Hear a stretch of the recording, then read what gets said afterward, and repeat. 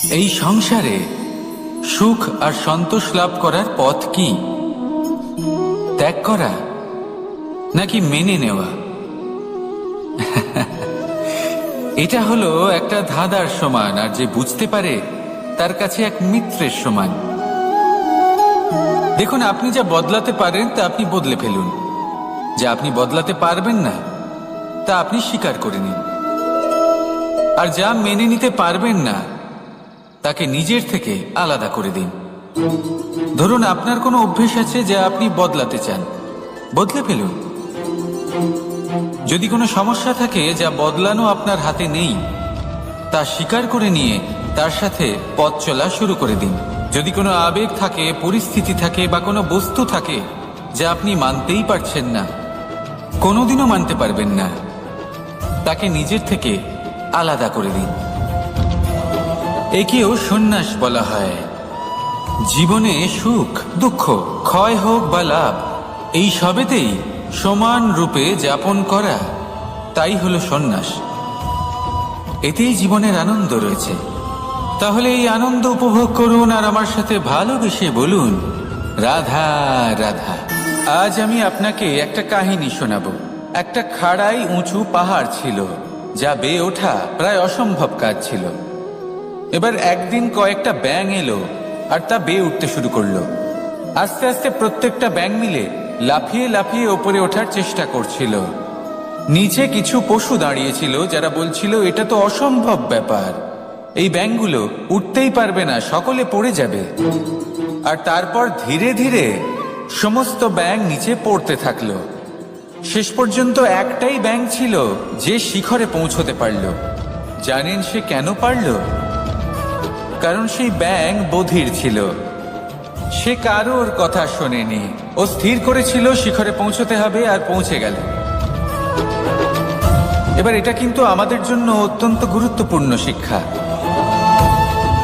আপনি যদি জীবনে নিজের লক্ষ্য স্থির করে থাকেন, তাহলে এদিক ওদিক কারোর কথা শুনবেন না, শুধুই নিজের লক্ষ্যের দিকে অগ্রসর হন। কারণ সাফল্য আপনার প্রচেষ্টার দ্বারাই আপনি পেতে পারেন, অন্যের কথা দ্বারা নয়। তাহলে চেষ্টা করতে থাকুন আর নিজের লক্ষ্য প্রাপ্ত করুন, আর আমার সাথে ভালোবেসে বলুন, রাধা রাধা। এই সূচটা দেখুন, কতটা গুরুত্বপূর্ণ এই সূচ। ওর কতটা ভূমিকা রয়েছে, ও কত রকম ভাবে সাহায্য করতে পারে আমাদের। এর সাহায্যে যদি আপনি চান, তাহলে এক সাধারণ কাপড়কে আপনি পোশাকে পরিবর্তিত করতে পারেন। আপনি যদি চান, তাহলে অনেক ফুল একসাথে নিয়ে একটা মালা বানিয়ে ফেলতে পারেন, বা অলংকার বানিয়ে ফেলতে পারেন। এর সাহায্যে আপনি বাড়িও সাজাতে পারেন। এ হলো অত্যন্ত গুরুত্বপূর্ণ জিনিস। কিন্তু আপনি ভাবুন, যদি এই সূচে এই ছিদ্রই না থাকে, যদি এর সাথে এই সুতোই না জোড়া যায়, তখনও কি এটা এতটাই গুরুত্বপূর্ণ থাকবে? কখনোই না। তখন এটাকে কাউকে কষ্ট দেওয়ার কাজে লাগানো যেতে পারে। দেখুন, একটা অত্যন্ত গুরুত্বপূর্ণ কথা আপনাকে মনে রাখতেই হবে। যে কোনো বস্তু একা তার গুরুত্ব হারিয়ে ফেলে, কোনো কিছুর সাথে তার সম্মান বেড়ে যায়, তার গুরুত্বও বেড়ে যায়। এটা মানুষের ক্ষেত্রেও প্রযোজ্য।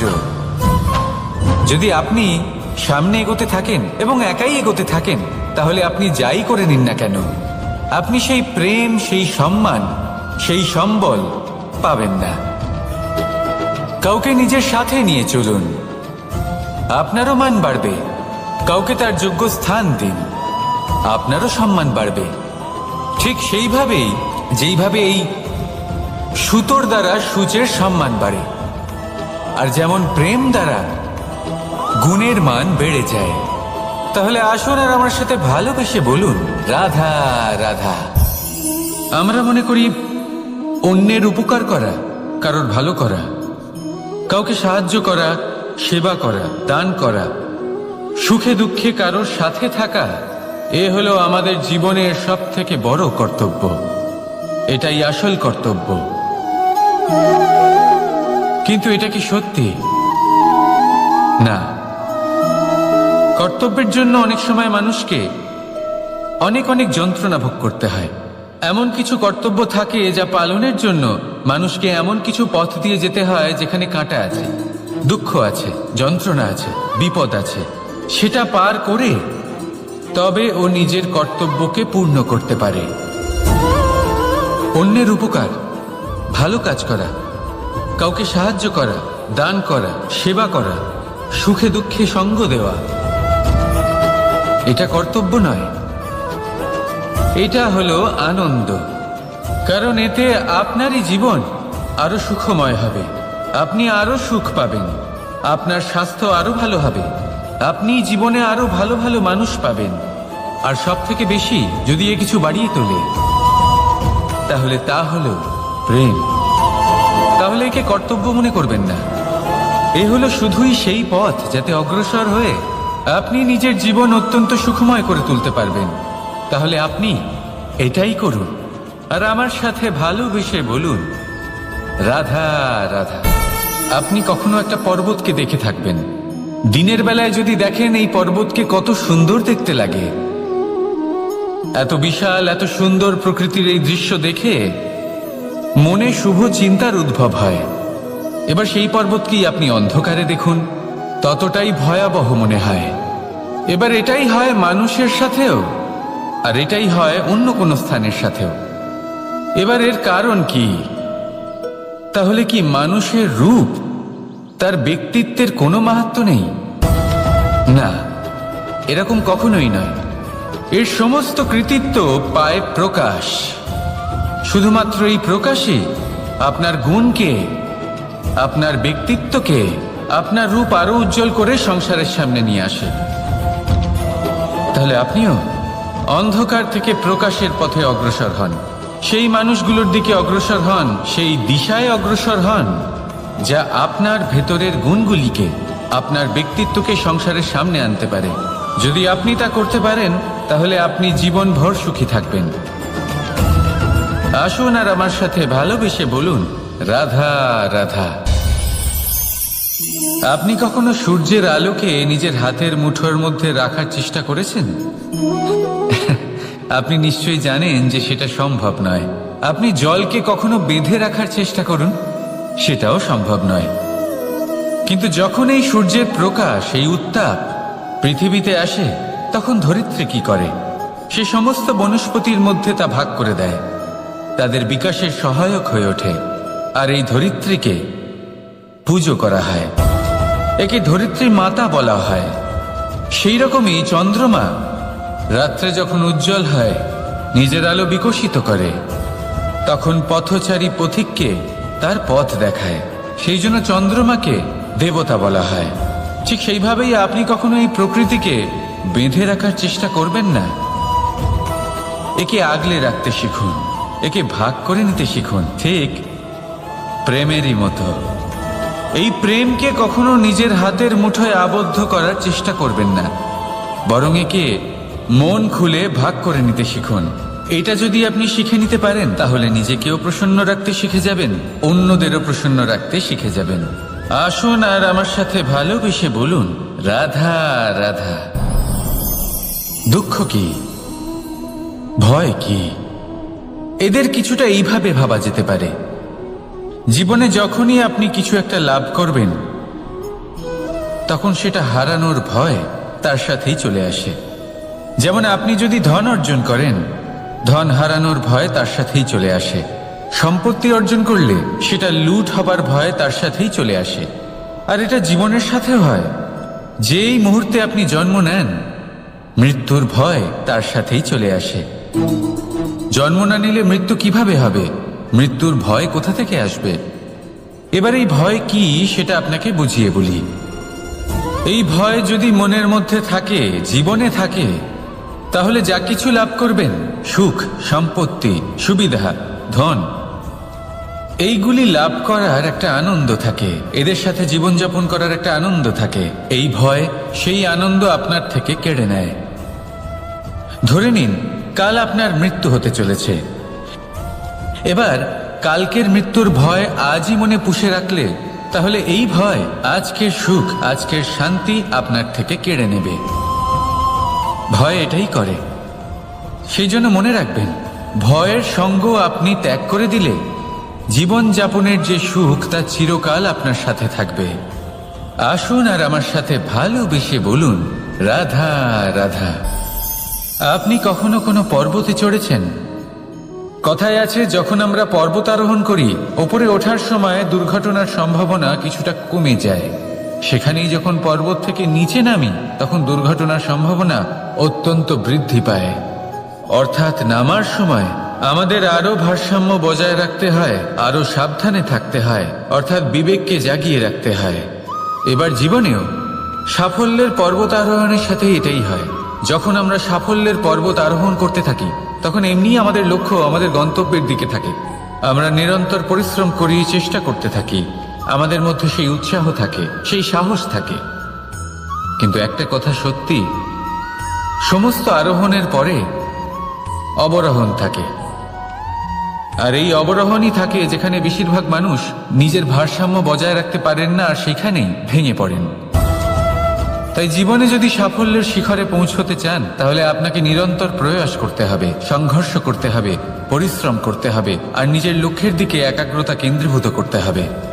তাহলে আপনি নিজের লক্ষ্য অবশ্যই পাবেন। কিন্তু যখন অবরোহণের সময় আসবে, যা নিশ্চিত রূপে আসবেই, তখন আপনাকে সংঘর্ষ করতেই হবে, ধৈর্য ধরতেই হবে, সাবধানে থাকতেই হবে, ভারসাম্য বজায় রাখতেই হবে। এটা হলো অত্যন্ত আবশ্যক, কারণ পরবর্তী সাফল্যের শিখরে আপনাকে পৌঁছতেই হবে, আর তার জন্য আপনাকে সুরক্ষিতভাবে অবরোহণ করতেই হবে। ঠিক কিনা? আসুন আর আমার সাথে ভালোবেসে বলুন, রাধা রাধা। প্রসন্নতা এমন এক অনুভূতি যা আমরা সকলে পেতে চাই। এবার এটা ভেবে দেখুন যে আমরা আমাদের প্রসন্নতার জন্য অন্য কাউকে দায়ী কেন করি। আজও এরকম কিছু করেছে, ওর জন্য আমি দুঃখী হয়ে আছি। আজও এমন কিছু করলো যার ফলে আমার মন প্রসন্ন হয়ে উঠল। না, আপনাকে স্পষ্ট করে একটা কথা বলে দিই, আপনার প্রসন্নতা না শুধু আপনার নির্বাচন, না শুধু আপনার হাতে রয়েছে, বরং আপনি নিজের প্রসন্নতাকে নিজেই আকৃষ্ট করেন।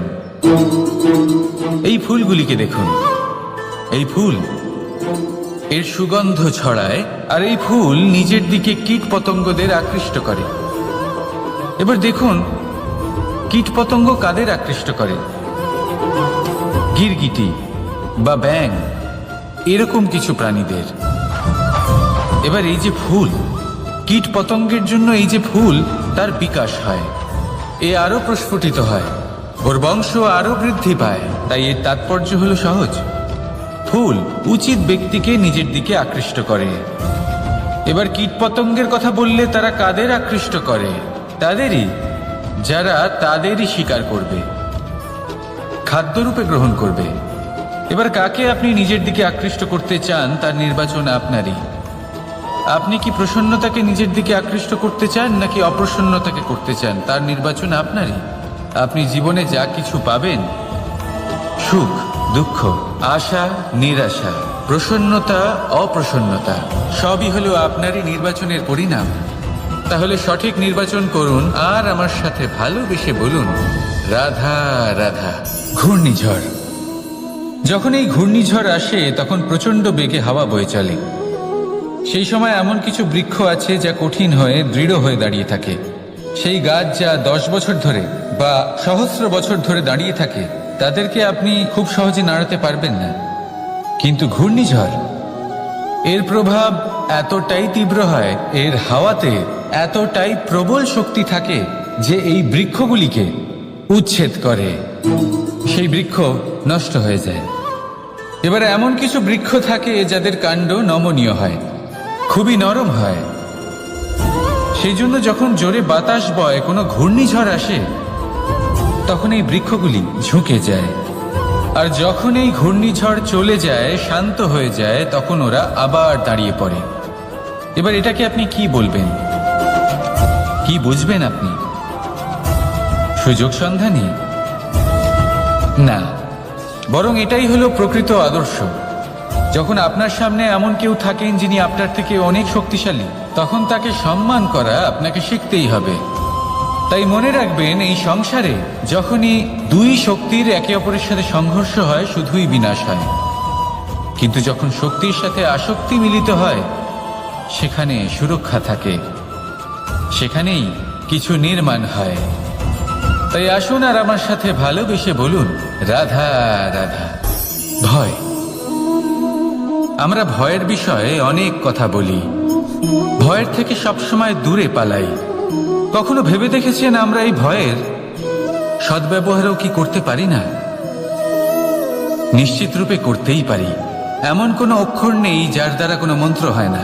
তাই নিশ্চিত রূপে এই ভয়েরও সদ্ব্যবহার আমরা করতেই পারি। নির্ভর করছে আপনার দৃষ্টিভঙ্গির ওপর, আপনার প্রতিক্রিয়ার ওপর। ভয় যখন সামনে আসে দুটো পথ থাকে।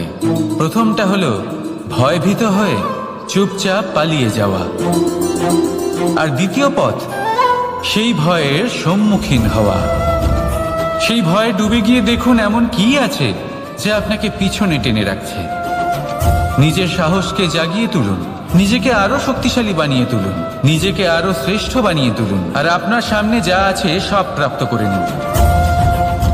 সেই ভয়, আপনি তার থেকে পালিয়ে যেতে চান নাকি তার সম্মুখীন হয়ে নিজেকে আরো শ্রেষ্ঠ বানাতে চান? সেই চয়ন আপনারই, প্রতিক্রিয়া আপনারই, দৃষ্টিভঙ্গি আপনারই। আসুন আর আমার সাথে ভালোবেসে বলুন, রাধা রাধা। কখনো কোনো বনে আপনি আগুন লাগতে দেখেছেন? এমন ভয়ানক আগুন লাগতে পারে সমস্ত বন জ্বালিয়ে দিতে পারে।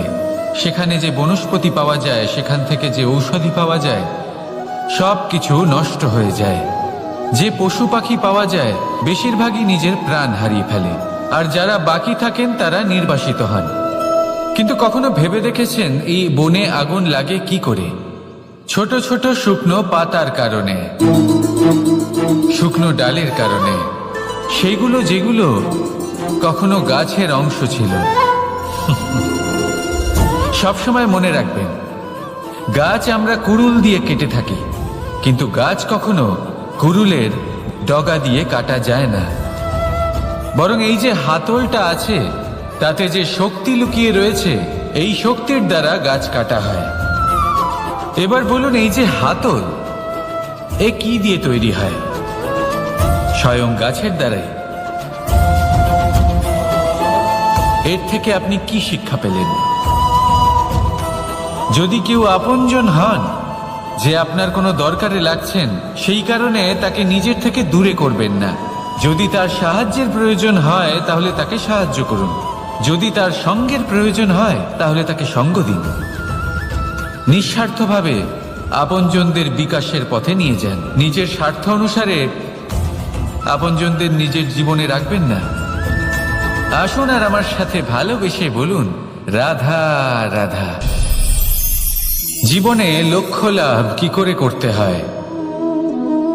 কেউ বলবে বন্ধুদের সাহায্যে, কেউ বলবে প্রেমের সাহায্যে, কেউ বলবে নিরন্তর চেষ্টা করলে, কেউ বলবেন পরিশ্রম করলে, কেউ বলবেন ঈশ্বরের আশীর্বাদে, ইত্যাদি ইত্যাদি। আমি আপনাকে বুঝিয়ে বলি, এই যেমন ত্রিলোক আছে, অর্থাৎ 3 লোক আছে, যাকে সঞ্চালন করে ত্রিদেব বা 3 জন দেবতা। সেইভাবে নিজের লক্ষ্যে পৌঁছানোর জন্য 3টি ভাবের প্রয়োজন পড়ে। প্রথম ভাব হলো স্বপ্ন দেখা। আপনি যদি স্বপ্ন দেখতে শুরু না করেন তাহলে সেখানে পৌঁছতেই পারবেন না। তারপর আপনাকে দৃঢ় সংকল্প নিয়ে সেই পথ যেমনই হোক তাতে চলতে হবে। এ হলো দ্বিতীয় ভাব, দৃঢ় সংকল্প। আর তৃতীয় ভাব হলো সেই লক্ষ্যের যাত্রা পূর্ণ করার জন্য প্রতিবদ্ধ হওয়া। তাই যদি আপনি স্বপ্ন দেখতে পারেন, দৃঢ় সংকল্প দ্বারা পথ যতই কঠিন হোক না কেন তাতে চলতে পারেন, আর সেই লক্ষ্য লাভের যাত্রা পূর্ণ করার জন্য প্রতিবদ্ধ হতে পারেন, তাহলে আপনি নিশ্চিত রূপে আপনার লক্ষ্য লাভ করতে পারবেন। তাই আপনি এটাই করুন আর আমার সাথে ভালোবেসে বলুন, রাধা রাধা। কথায় আছে যে জীবনে কিছু শুরু করার আগে স্বপ্ন দেখা অত্যন্ত গুরুত্বপূর্ণ, আর এটা 100% সত্যিও। কিন্তু কিছু মানুষ স্বপ্ন দেখা শুরু না হয় করে দেন, কিন্তু তারপর থামেনি না। স্বপ্ন দেখতেই থাকেন, তারা ভাবতেই থাকেন, কর্ম করেন না। এমন সময় আপনাকে নিজেকে জাগিয়ে তুলতে হবে, নিজেকে বলতে হবে যে এবার উঠে কর্ম করার সময় এসে গেছে। কারণ আপনারা যদি অত্যাধিক বিচার করতে থাকেন, স্বপ্ন দেখতে থাকেন, তাহলে উঠে কিছুই করতে পারবেন না। আপনি শুধু একটা কাজ করুন, উঠে কর্ম করা আরম্ভ করে দিন।